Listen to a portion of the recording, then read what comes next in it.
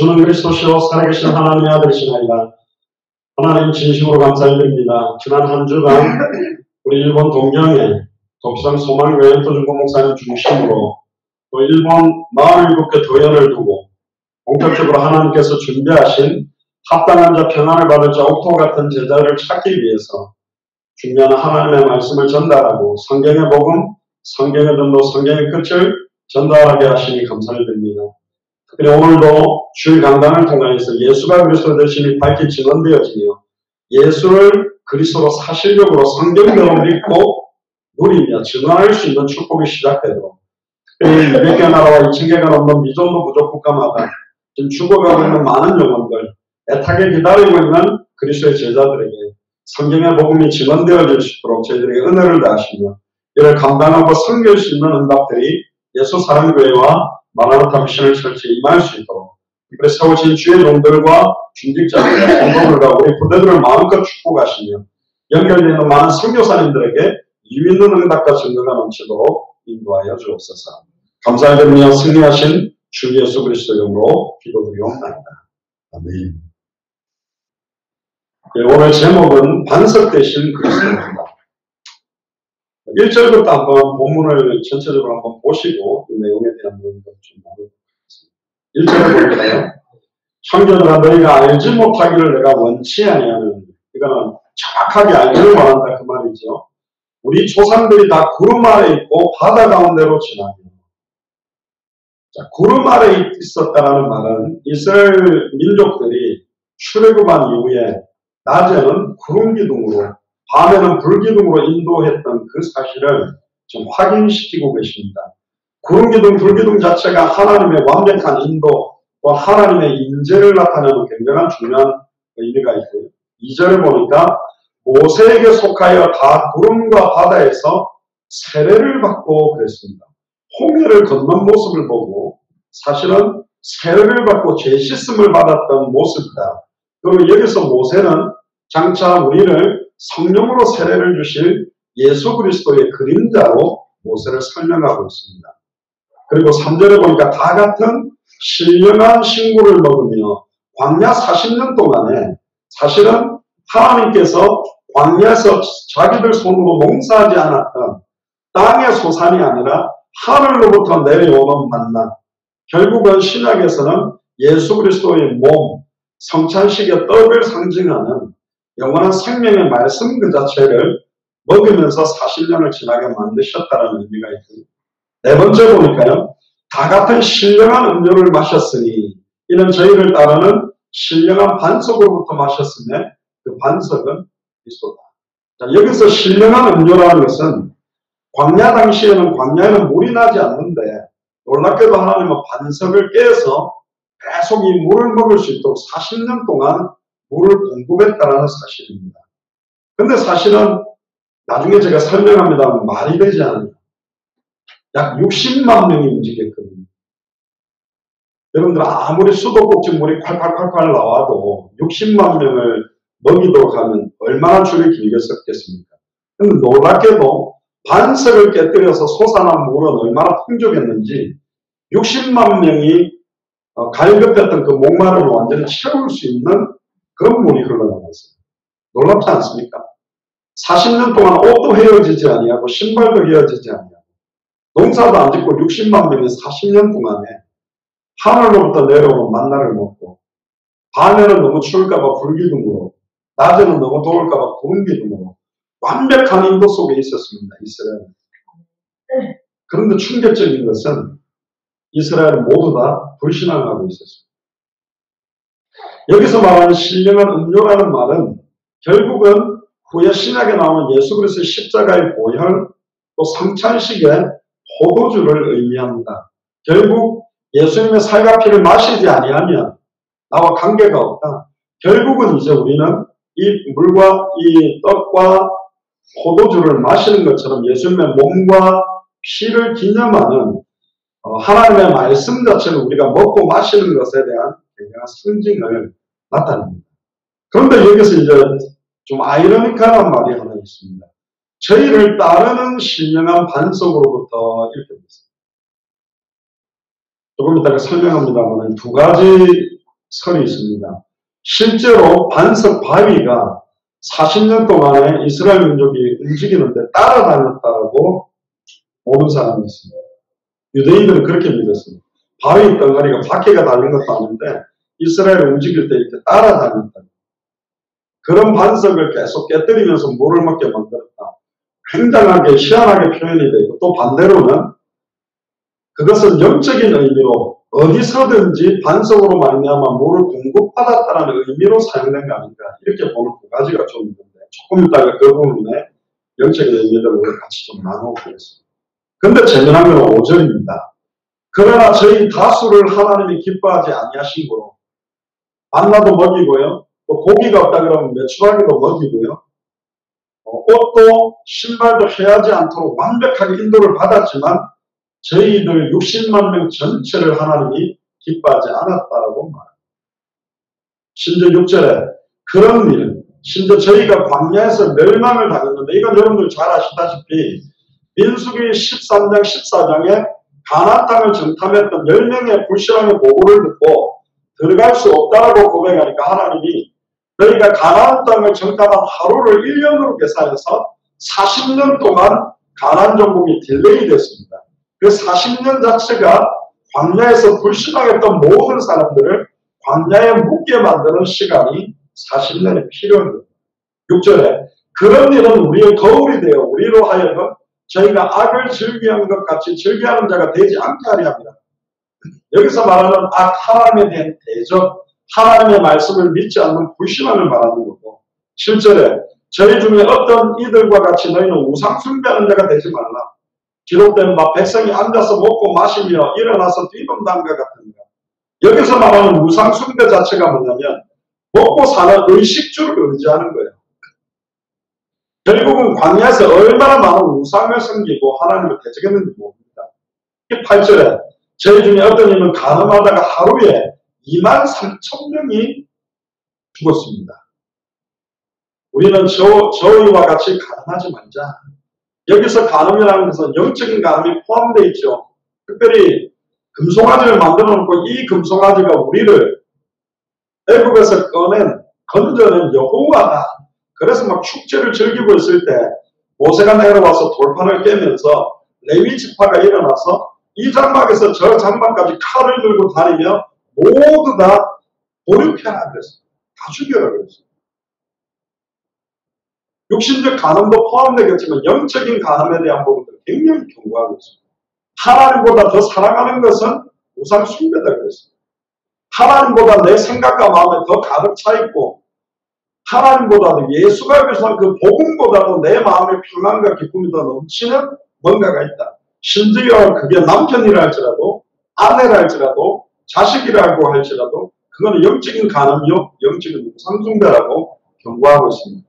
그게 사실은 사탄의 역사의 통로가 되어버리고 결국은 그것 때문에 화가 임하게 된다는 걸 경고하는 거죠. 9절에 저희 중에 어떤 이들은 주를 시험하다가 뱀에게 멸망당한다.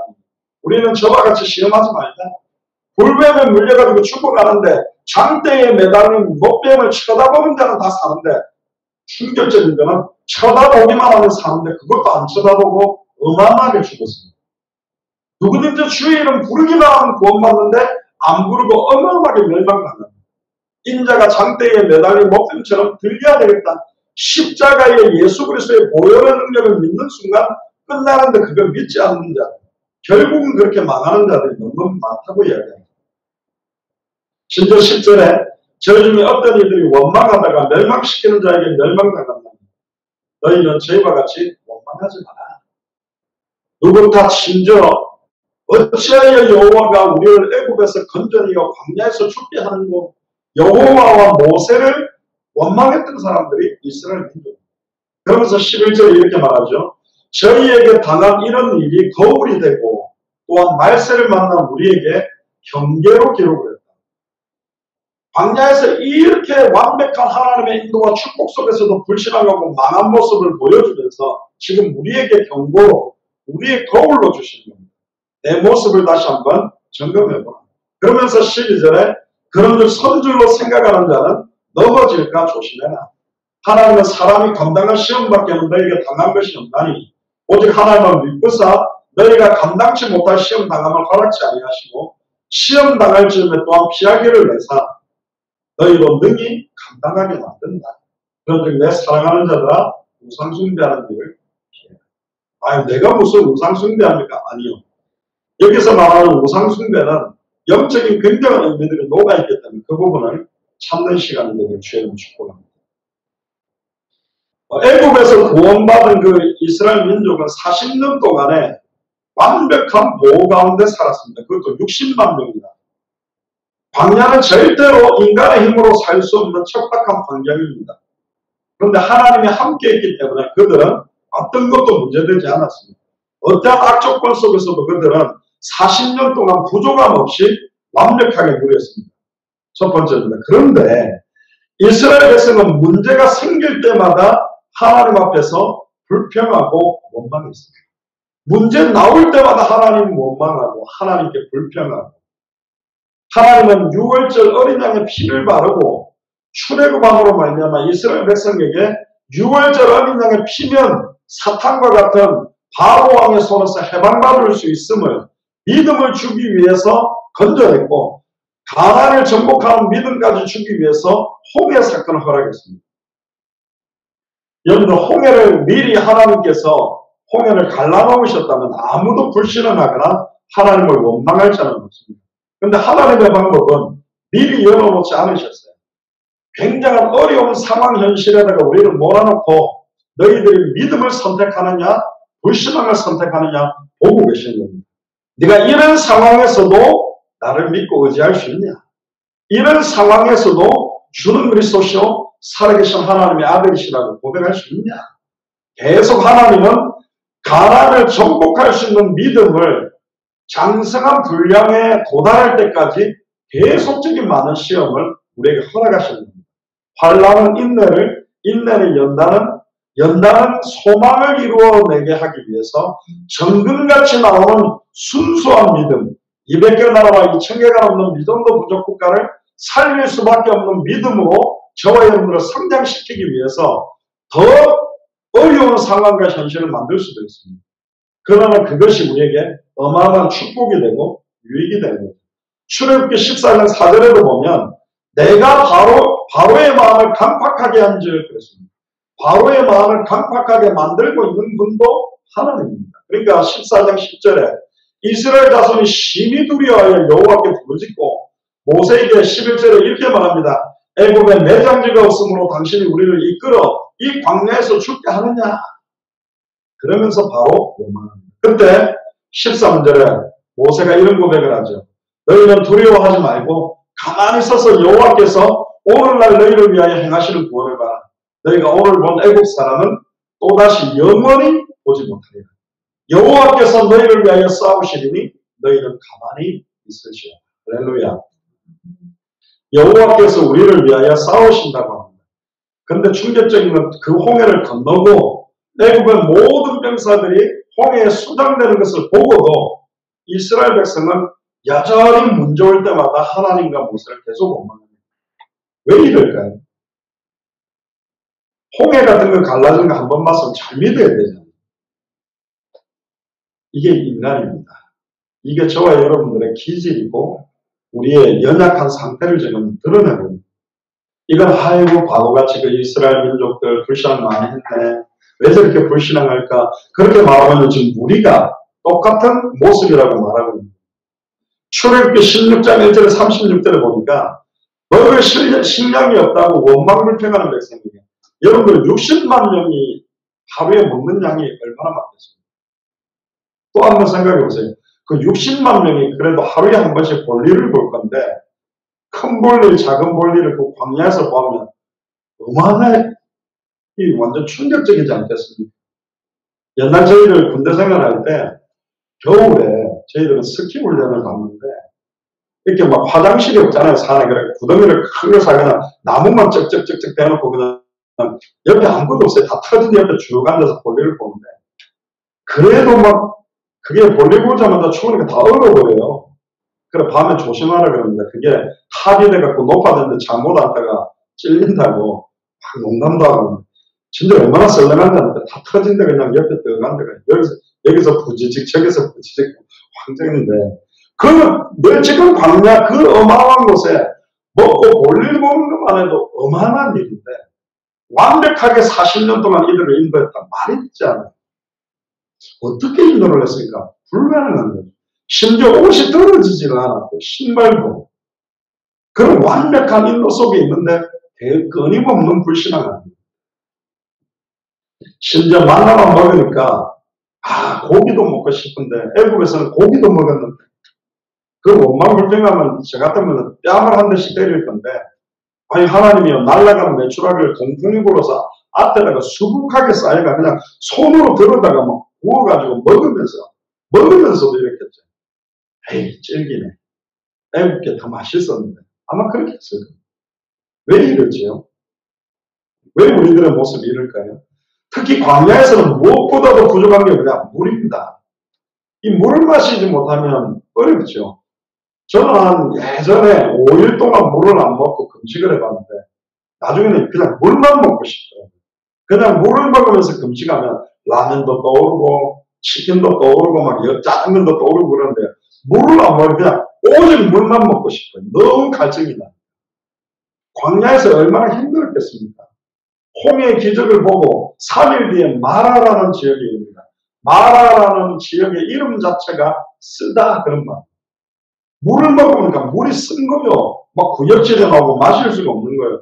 그때 모세를 통해서 나뭇가지를 딱 물에다가 던지니까 그 물이 생수처럼 시원한 거예요. 그럴 수가 있습니까? 근데 그거 마시면서도 또 잠깐 내 문제가 해결되면 금방 또 세삭화되고 육신화되고 인간적인 쪽으로 계속 가는 게 우리의 모습. 조금 숨쉴만하면 불신하고 내 생각, 내 의지대로 몸부림치는 게 우리의 기질이라고 말하고 있습니다. 그러다가 르비딤이라는 곳에 이르렀어요. 거기는 르비딤이라는 땅의 이름은 쉼, 평온이라는 뜻인데 또 마실 물이 없는 거예요. 그때 또 하나님을 시험하고 심지어 여기서는 모세에게 돌을 쳐서 죽이려고까지 달려들었어요. 힘들었겠죠. 자기가 목마른 것도 있는데 갓난아기라든가 내 자녀들이 목말라서 너무 고통스러워요. 왜 하나님은 미리 물을 풍족하게 줄 수 있는데 왜 이럴까요?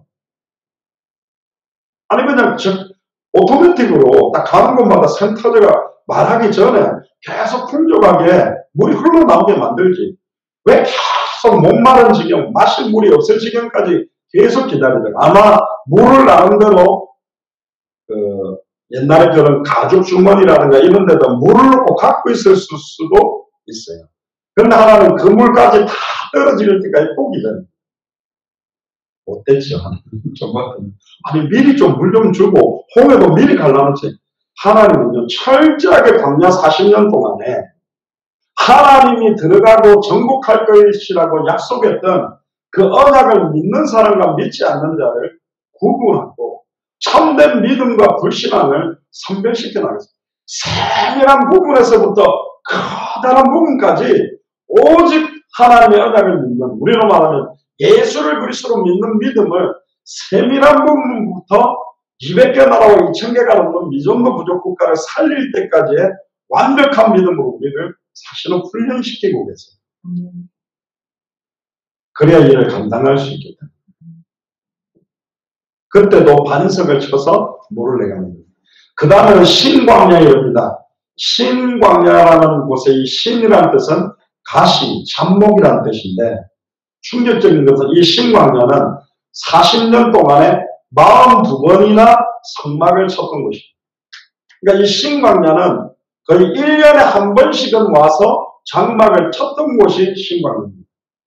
근데 처음에 이러자마자 또다시 하나님을 원망하고 심지어 이제는 애굽에서 나왔으면 한탄하고 다시 한 번 더 하나님께 또 원망하는데 반석을 깨서 또 그 갈증을 채워줬어요. 근데 매년 원망했어요. 우리 같죠. 제가 볼 땐 나 같아요. 이스라엘. 그러니까 이건 이스라엘 이야기가 내 이야기고 왜 바보같이 아담과 하와가 선악을 알게 하는 나무의 열매를 따먹었을까가 아니라 내가 그 자리에 있었어도 따먹을 수밖에 없었어요. 바라바를 풀어주고 예수를 못 박아라 그랬습니다. 왜 바보같이 저 착한 예수님을 못 박으라 했을까? 내가 했으면 안 됩니다. 예수님을 살려야 됩니다. 그랬을 건데 아니요. 제가 아마 제일 큰 소리로 바라바를 살려주고 예수를 못 박아라 했을 거예요. 왠 줄 아세요? 그때 당시 우리 상태로 목수의 아들 33살 먹은 청년이 하나님이다, 여호와다 이렇게 말하는 것처럼 들리는데 그걸 제가 수용할 수 없어요. 지금 사실은 한국에도 여러 사람들이 내가 그리스도다 하나님이다 그러는데 웃기잖아요. 우리가 보면. 그런 거하고 똑같았거든요. 제가 아마 그 자리에 있었어도 예수님은 십자가에 못 박아 죽이는데 앞장섰을 것 같고 왜 바보같이 핍박했던 사울이 교회를 무너뜨리려고 다녔을까? 저도 사울처럼 뛰어다니면서 너희 미쳤냐? 무슨 예수가 그리스도냐? 이러면서 아예 끌어다가 막 공회에다 끌고 가고 예배드리는 장소 박살내고 했을 것 같아요. 저도.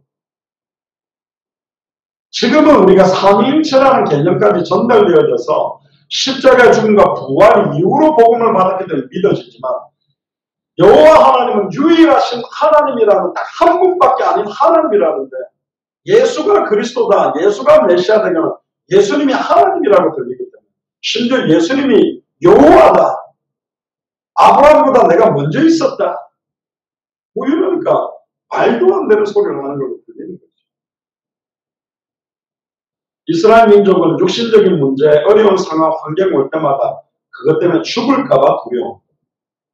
그런데 광야에서 그런 육신 문제, 광야의 어려운 상황, 현실 때문에 죽은 사람은 한 명도 없었습니다. 오늘 메시지 제일 중요한 게 뭐냐? 그들이 가나안에 들어가지 못하고 광야에서 다 죽은 이유는 현실 상황, 경제 문제, 여러 가지 어려운 문제 때문이 아니라 불신앙을 해서 다 죽은 거예요. 진짜 안타깝죠. 안 믿는 것입니다. 어마어마한 하나님의 기적과 능력을 보여줘도 안 믿는 것입니다. 예수님이 오셔서 죽은 자를 살리고 눈먼 자를 눈을 뜨게 하고 안능맹을 일으키고 풍랑을 잠잠케 하고 500리의 기적을 아무리 일으켜도 아무도 안 믿었습니다. 다 불신하겠습니다. 심지어 수제자도 예수님을 십자가에 못 박는데 저주하고 아예 부인한 사람이 베드로예요. 제자가 아예 팔아서 십자가에 못 박는데 내어준 겁니다. 누가 믿었느냐 그런 말을 하죠. 히브리서 3장 17절에 보면 하나님이 40년 동안에 누구에게 노하셨냐? 범죄의 그 시체가 광야에 엎드러진 자에게가 아니냐? 또 하나님이 누구에게 맹세하사 그의 안식에 들어오지 못하리라 하셨느냐? 곧 순종치 아니하던 자에게가 아니냐? 이러고 본데 저희가 믿지 아니함으로 능력에 들어가지 못한 것이죠. 저도 신앙생활을 48년을 했고 지금 뭐 목사고 선교사입니다만은 제 모습 어려워지면 흔들리고 어려워지면 수단 방법을 생각하고 어려워지면 불신앙하고 염려하고 근심하는 수준입니다. 과연 200개 나라 2000개가 넘는 이 정도 부족국가 살릴 수 있겠냐? 너는 오직 여호와만 바라라. 진짜 하나님께서 하시는 역사, 하나님의 인도만 바라봐야 되는데 자칫 잘못하면 사람 바라봐야 돼요. 사람 의지해야 돼요. 사람의 인도를 받아야 돼요. 아니라는 거예요.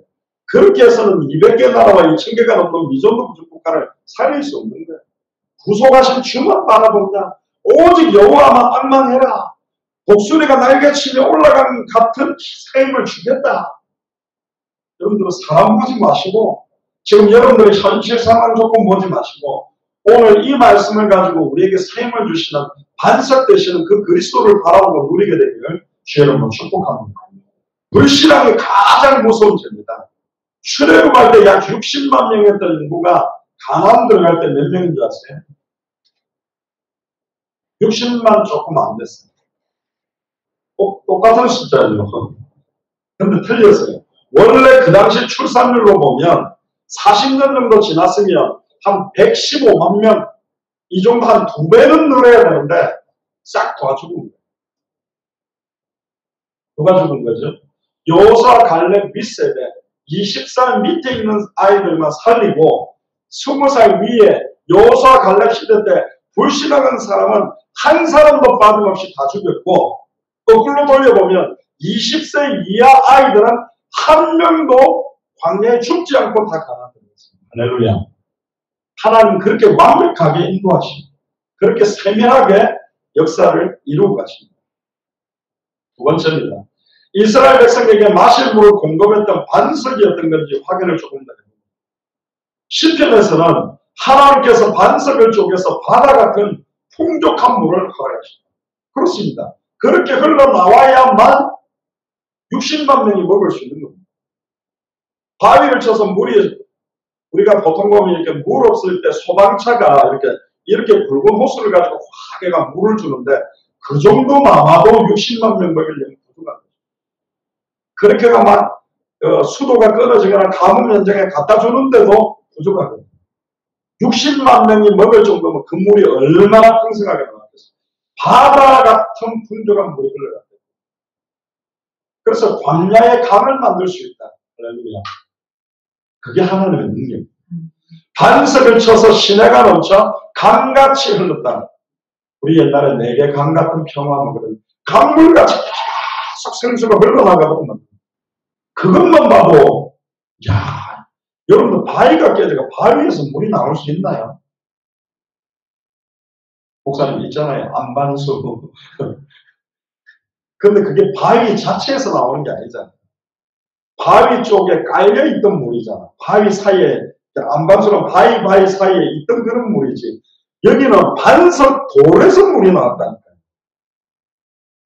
무슨 지하수를 확 뚫고 끌어올린 게 아니라 바위 덩어리에서 60만 명이 먹을 물이 계속 샘솟습니다. 말이 됩니까?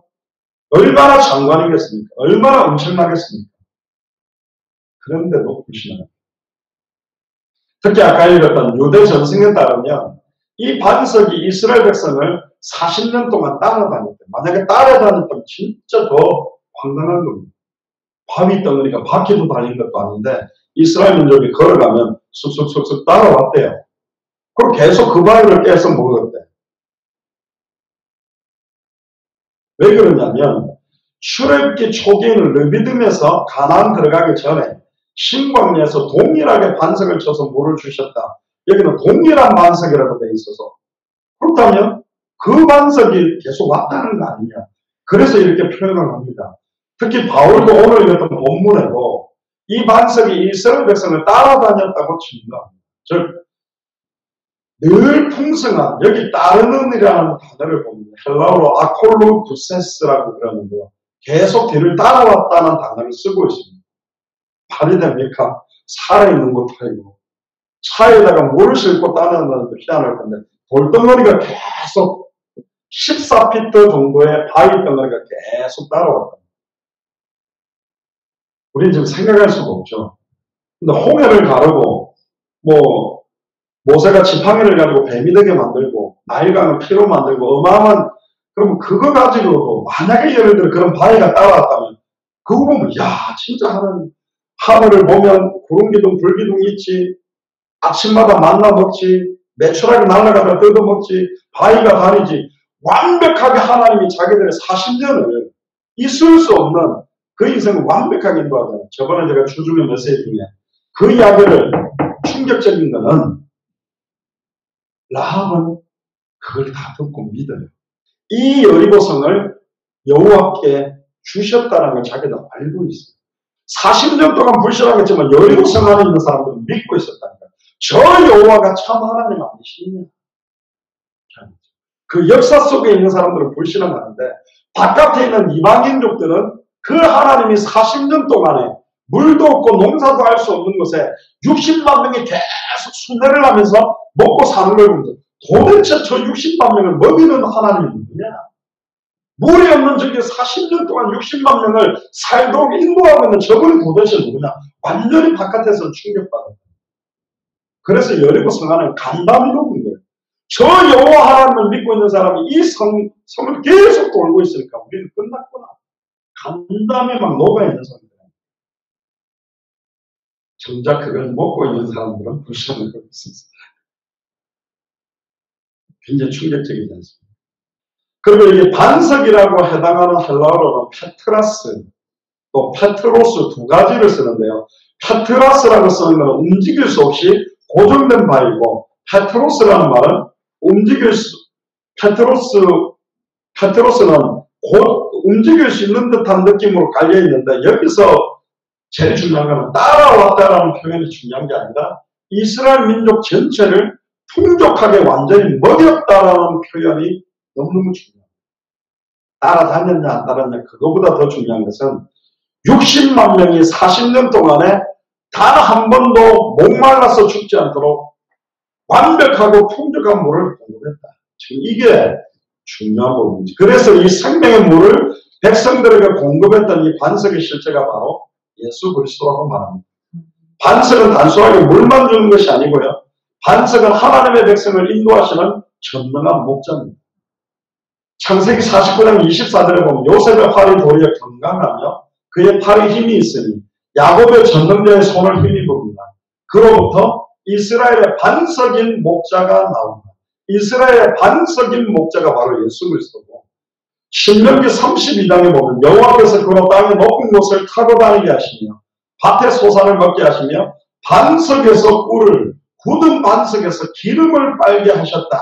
꿀이라는 말은 하나님의 말씀을 말하고 기름이라는 말은 성령을 공급한다는 겁니다. 영적인 것을 광야에서 다 보여주셨습니다. 심지어 반석이 하나님의 백성을 구원하며 하나님의 백성을 낳았다고 표현합니다. 신명기 32장 15절에 보면 그러한데 여수론이 살찐의 발로 섰고 네가 살찌고 부대하고 윤택하며 자기를 지으신 하나님을 버리며 자기를 구원하신 반석을 경홀히 여겼다. 구원하신 반석. 또 22장 47절에 보면 여호와는 생존하시니 나의 바위를 찬송하며 내 구원의 바위이신 하나님을 높인다. 또 사무엘하 22장 3절에 보면 이 반석은 하나님의 백성이 피할 피난처라고 말합니다. 오늘도 만세 반석이 열린 곳에 내가 거기 숨어있다 그랬는데 우리가 완전히 보호받을 수 있는 반석이라고 말합니다. 그래서 사마 22장 3절에 나의 하나님이시여 나의 피할 바위시여 나의 방패시여 나의 구원의 뿔이시여 나의 높은 망대시여 나의 피난처시여 나의 구원자라 나를 추락해서 구원하셨다. 그리고 시편 61편 1절부터 보면 여러분들 잘 아는 찬양이죠. 나의 영혼이 잠잠히 하나님만 바라며 나의 구원이 그에게서 나는도다. 오직 저만이 나의 반석이시여 나의 구원이시여 나의 산성이시니 내가 크게 요동치 아니하는 것. 넘어지는 담과 흔들리는 울타리 같은 사람을 죽이려고 너희가 일제히 바뀌어가기를 언제까지 하려느냐. 저희가 그를 그 높은 위에 떨어뜨리기만을 꾀하고 거짓을 즐겨하니 입으로는 축복이요 속으로는 저주로다. 나의 영혼아 잠잠히 하나님만 바라라. 대저 나의 소망이 저로 좋지 않았느냐. 오직 저만이 나의 반석이시오 나의 구원이시오 나의 산성이시니 내가 요동치 않나요. 나의 구원과 영광이 하나님께 있으며 내 힘의 반석과 피난처도 하나님께 있도다. 백성들아 시시로 저를 의지하고 그 앞에 마음을 토하라. 하나는 우리의 피난처시로다. 할렐루야.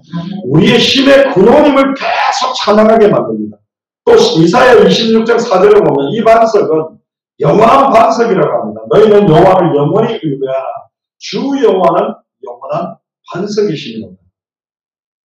그런데 이사야 8장 14절에 보면 그 반석의 실체 메시아 그리스도의 언약을 믿지 않는 자는 그 반석의 돌이 걸림돌이 되고 걸려 넘어지는 반석이 된다. 이사야 8장 14절에 보면 그가 거룩한 피할 곳이 되시리라. 그러나 이스라엘의 부진에는 거치는 돌 걸리는 반석이 될 것이며 예루살렘 거민에게는 함정 올무가 되시리라. 예수가 그리스도라는 게 나중에 걸림돌이 돼요.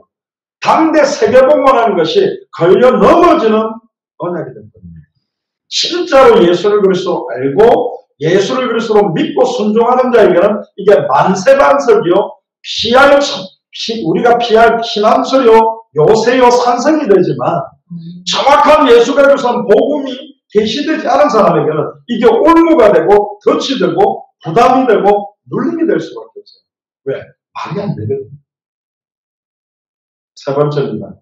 반석의 실제 되신 예수 그리스도를 보면 요한복음 4장 10절에서 11절에 보면 예수님은 우리 영원히 목마르지 아니하는 생수를 주기 위해서 오셨습니다. 수가성 웅물가의 여인에게 이야기하죠. 네게 물을 좀 달라니가 누군 줄 알았더라면 내가 너에게 영원히 목마르지 아니하는 생수를 줬을 것이다. 이 물을 먹는 자들은 다시 목마르리니와 내가 너희에게 주는 물을 먹는 자는 영원히 목마르지 아니하리라. 할렐루야. 목마르세요? 목 안 마르세요? 내가 요즘 조금 목마르네요. 지금 우리가 잘 모르는 거예요. 영원히 목마르지 않는다. 옆 사람한테 물어보세요. 목마르십니까? 생수의 강물이 내 안에서 터져나간다 그러는데 자꾸 목마르대.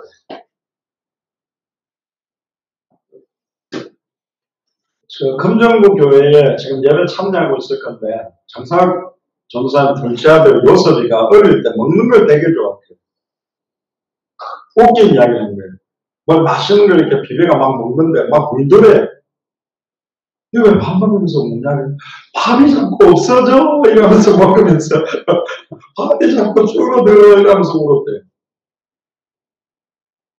그런 모습입니다. 물 먹는다 아이고 목말라라. 물 왜 이렇게 목마르지 미치겠네. 이러고 있는 거래요. 불신앙하는 게. 충격이죠. 그 이스라엘의 모습입니다. 그 생수는 요한복음 7장 37절 39절에 보면 바로 그를 믿는 자들이 받을 성령을 의미한다고 합니다. 명절 끝나고 큰 날에 예수께서 서서 외쳐가라사대 누구든지 목마르거든 내게로 와서 마시라. 나를 믿는 자는 성경의 이름과 같이 그 배에서 예수님의 배가 아닙니다. 그 사람의 배에서 생수의 강물이 흘러다니라. 이런 그들을 믿는 자들 예수를 그리스도 믿는 자의 받을 성령을 가리켜서 말씀하신 것이라. 예수께서 아직 영광을 받지 못하신 거로 성령이 아직 저희들 안에 계시지 않기 때문에 목말랐단 말이에요. 그럼 우리는 예수를 그리스도로 알고 믿고 영접했다는 생수의 근원의 강물이 내 안에 있는 거잖아요. 근데 나는 왜 이렇게 목말라 하죠? 나는 왜 이렇게 불신앙하죠? 나는 왜 이렇게 갈급하죠? 나는 왜 이렇게 염려하고 근심하죠? 수도관이 막혔는지도 모릅니다. 뚫어야 돼요. 저번에도 한번 말씀 안 드렸습니다. 오늘 약간 그런 쪽 얘기가 자꾸 나옵니다. 전도 훈련을 시키는데 새벽 1시간 여고생 하나가 머리 너무 열이 나고 배가 아파서 죽을 것 같다 그래가지고 제가 막 그 비상라이트를 켜고 병원으로 막 정말로 빠르게 몰고 들어갔어요. 응급실로 바로 들어갔거든요. 얘가 지금 열이 제가 딱 만져봐도 막 얼마나 뜨거운지 거의 막 40도 될 것 같아요. 얼굴이 파래가지고 배도 너무 아파 죽을 것 같다고 집어넣었더니 의사가 딱 검사하자마자 뭐라고 이야기했는데 없더라고요. 아니 애가 죽었는데 웃습니까? 그랬더니 얘가 급성 만성 변된 것 같다. 그러니까 일주일 동안 전도 훈련 받으면서 뭘 많이 먹었대요. 맛있다고. 근데 일주일 동안 먹기는 어마어마하게 먹는데 이게 뒤로 안 나가는 거야. 그러니까 꽉 막힌 상태에서 안에 가스가 차면서 열이 올라. 그럼 어떻게 됩니까? 이거 안 뚫어주면 죽을 수도 있다는 거예요. 또 어떻게 하면 됩니까? 그러니까 자기가 이제 관장약 이렇게 엉덩이에 집어넣고 한 5분 정도 있다가 화장실 가서 볼일 보면 끝난다 하더라고요. 그래 뭐 5분 기다리려 했더니 막 이 애가 막 화장실 가면서 전도사님 근데 제가 전도사님 들어가면 안 됩니까? 5분 기다려. 5분 전에 들어가 그랬는데요. 들어가자마자 난리가 났습니다. 제가 여자 화장실 바깥에 있었는데요. 바바바바바 하는데 일주일 동안 돌리지 않았다가 팍 돌리니까 하여튼 소리는 찝찝했지만 제가 시원하더라고요. 이거 뚫렸구나. 뻥 하고 뚫렸구나. 그 생각이 들어요. 그러더니 이제 뭐 화장실이 어떻게 됐는지 모르겠어요. 물 튀고 난리가 났는지 모르겠는데 하여튼 뒷정리하고 딱 나왔는데 애가 얼굴 색깔이 원래로 돌아왔어요. 그래 하고 살아났어요. 무슨 놈은 맨날 성경만 열면 예수는 그리스도에 쌓고 창세기 계시록까지 다 끝났다 했었고 그것도 2000년 전에 끝났다는 건 믿으면 미치겠네. 무슨 저 목사는 뭘 2000년 전에 짓는 게 지금 나의 건물이냐. 2000년 전에 그가 사는 게 내 죄악을 내라니. 2000년 전에 그가 징계를 받고 지금 내가 평화를 누린다고? 2000년 전에 채찍 받은 게 지금 내가 나음을 누린다고? 말도 안 되는 소리 하고 있다. 이런 미친 거예요. 코에 바람 나오고 압력밥솥 완전히 막 이게 막 터지기 직전인 거죠. 그거 딱, 그거 뭡니까? 그 압력 해제하는 거 딱 하면 막 바람이 하고 나오잖아요. 그런데 이게 그걸 해제를 안 시키면 뻥 터진다니까. 제가 알고 있던 어떤 목사님 사모님이 그 가스불로 그 압력밥솥을 하다가 잘못 열다가 빵 터져가지고 그 압력밥솥 안에 국을 끓였는데 그 국물이 완전히 다 태고 얼굴하고 밑에 이게 다 익어버렸어요. 그래서 그 생명은 건지고 성형수술을 하고 막 한 걸로 아는데, 여러분들 신앙생활은 예수가 그리스도라는 거로 내 인생 해답이나 결론 안 나면 그 사람 돼. 특히 마태복음 27장 27절 31절에 보니까 반석을 치고 쪼개서 이스라엘 백성이 살 수 있도록 물을 공급한 것처럼 하나님은 우리에게 영원한 영생수를 공급하기 위해서 예수님의 육체를요, 그 채찍으로, 예수님이 맞았던 채찍을 제가 성지순례할 때 봤거든요. 불기가 이 정도면 어마어마하게 붉은데 거기다가 요즘으로 말하면 악교, 본드 같은 걸로 유리나 쇠 조각 가루들을 갖다가 딱 붙여가지고 그걸 한 번 딱 걸어가 당기면 그러니까 살점이 와다닥 끊어졌거든요. 그 채찍을 계속 맞았다. 그게 예수님이 채찍 맞으셔야만 피가 흐르는 거예요. 창에 찔려야만 물이 쏟아지는 거예요. 그게 흘려져야만 우리가 정결케 됩니다. 그렇게 불신앙하고 있는 우리의 추악함과 더러움이 깨끗하게 솟았기 때문에. 그래서 예수님이 완전히 찢기신 겁니다. 자기 몸을 찢으신 겁니다. 물과 피를 다 쏟으신 겁니다. 저는 예전에 저번에도 계속 말합니다만 그 이야기가 별로 안 됐던 예수님은 생수의 근원이거든요. 생수의 감이 아니라 생수의 근원 자체잖아요.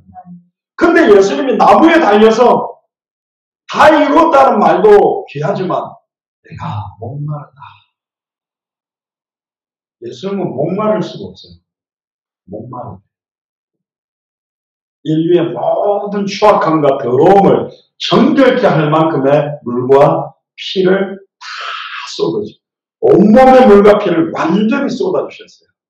목마르다. 내가 그렇게 더럽지. 그게 많이 느끼죠. 예전에 그 말이 별로 저기는 그냥 십자가에 달려서 목 마르겠죠. 힘드시니까. 그건데 시간 가면 갈수록 나의 추악함과 더러움만 생각해도 얼마나 많은 물과 피가 필요할까. 모든 인류의 죄와 저주를 영원히 해방시키고 정결케 하기 위해 다 쏟아주십니다. 심지어요, 얼마나 못 오겠는지 모릅니다. 그의 옷을 벗기고 홍포를 입히고 가시 연료관을 엮어서 머리에 씌우면서 희롱합니다. 네가 유대인의 왕이냐? 평안을 지었다. 심지어 예수님에게 마태복음 27장 30절은 침을 뱉고요. 갈대를 빼앗아서 그의 머리를 팍 때리고, 요즘 갑질 행포해갖고 막 사장이 직원들 뺨 때리는데 피조물이 창조주 예수 그리스도에게 침을 뱉고 머리를 치는 겁니다. 희롱을 다 해갖고 옷 벗겨요. 여러분도 옷을 벗길 때 얼마나 수치스럽습니다. 다 참았어요. 요한복음 19장 1절에 보면 빌라도가 예수를 데려다가 첫 직전합니다.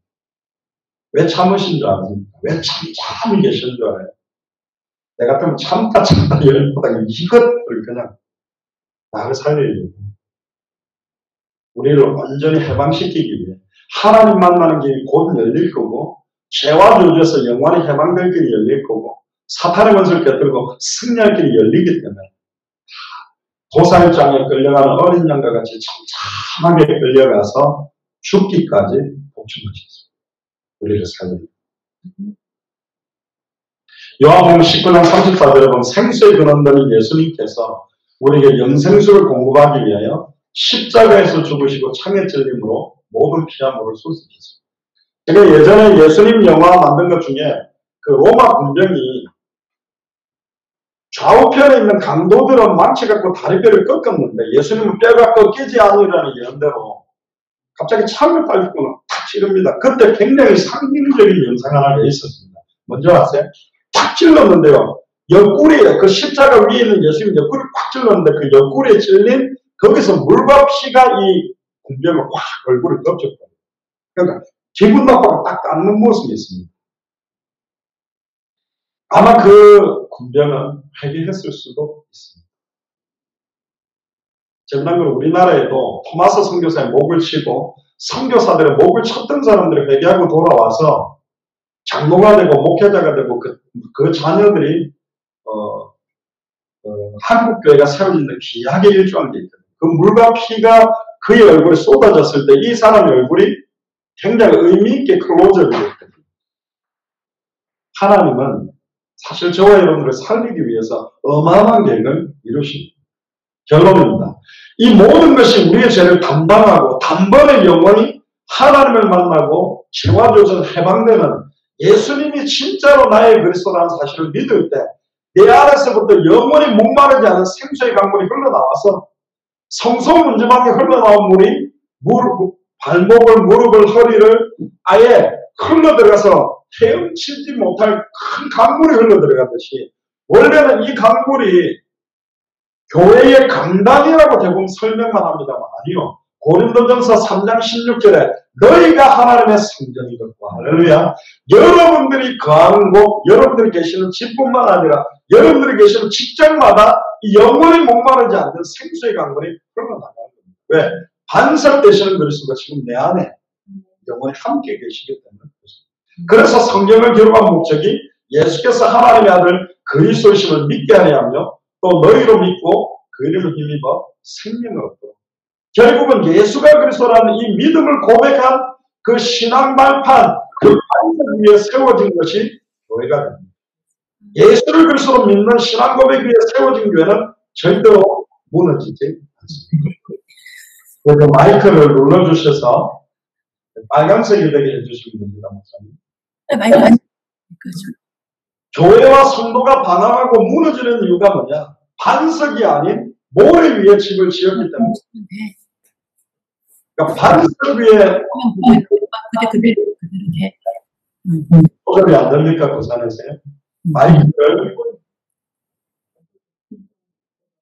예, 됐습니다. 교회와 성도가 방황하고 무너지는 이유가 뭐냐? 예수가 그리스도라는 신앙 고백과 반석 위에 교회가 세워지지 못했고 모래 위에 세워졌기 때문에 이 모래 위에 세웠다는 말이 불신앙 위에 세워졌다는 거예요. 정확한 복음이 아닌 섞인 복음, 변질된 복음, 다른 복음 위에 교회가 세워졌기 때문에 무너지는 것입니다. 또 한 가지 기억할 것은 이 반석을 깨서 흘러나왔던 영원한 영생수는 오직 이스라엘 백성만 먹였던 것이 아니라 이스라엘 백성들이 나올 때 끌고 나왔던 가축들도 같이 먹였습니다. 구약 성경에서 이방인들은 짐승 가축처럼 표현하거든요. 결국은 예수가 교사하는 이 복음은 모든 족속으로 제자 삼는 복음이요. 천하 만민에게 증거될 복음이요. 땅끝까지 이르러 증인되는 복음입니다. 그래서 결국은 전 세계로 다 흘러들어갈 것이다. 그래서 이번에도 감사하게 동경에 47개 도현마다 예수가 그리스도라는 이 복음이 흘러들어갈 수 있도록 그 역할을 하는 교회와 목사님 만나게 해주셨습니다. 그래서 귀중한 축복 가운데 귀한 만남을 주신 하나님께 감사와 찬양을 돌립니다. 우리 한번 기도하겠습니다. 주 그리스도시오 살아계신 하나님의 아들이시나이다. 하나님 진심으로 감사드립니다.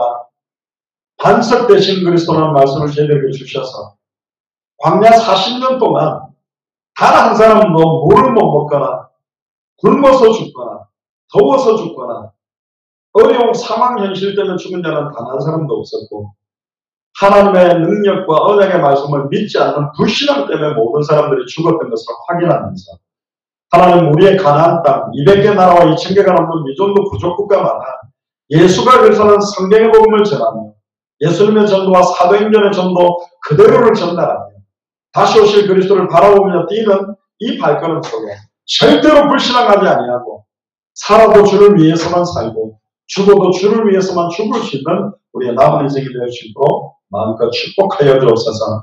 특별히 일본의 도피성 소망교회를 마음껏 축복하십니다.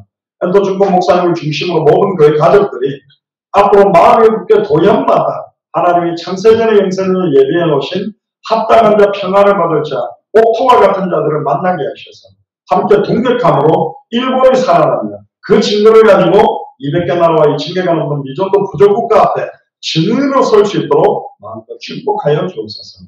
감사를 드리며 2000년 전 십자가 부활하는 모든 문제를 끝내시고 지금 우리 안에 성령으로 함께 계시며 우리 속에서 생수의 강물이 흘러나가고 보고 들은 것을 말하지 않고는 견딜 수 없는 성경의 복음의 실체로 우리와 함께 계시는 승리하신 주 예수 그리스도의 이름으로 기도드리옵나이다.